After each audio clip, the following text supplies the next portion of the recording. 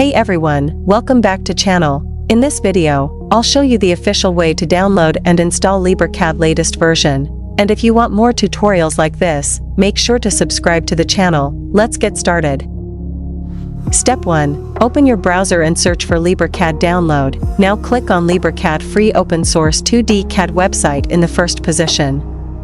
Or go directly to LibreCAD.org website. I've also added the link in the description. Step 2. Once the website loaded, don't scroll and find the download button in the above menu, so now choose platform, and to download the file click on download from GitHub. Once github.com is loaded, scroll down and find the assets section and choose version to download for Windows.exe file type, that is for Windows. File download is started, wait for the download to be done.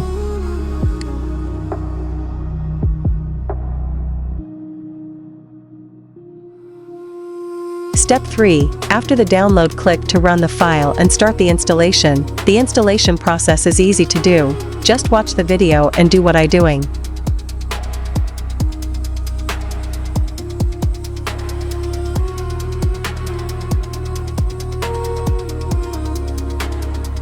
The installation process is done. Now open the LibreCAD and start your projects. Enjoy the safe copy of LibreCAD.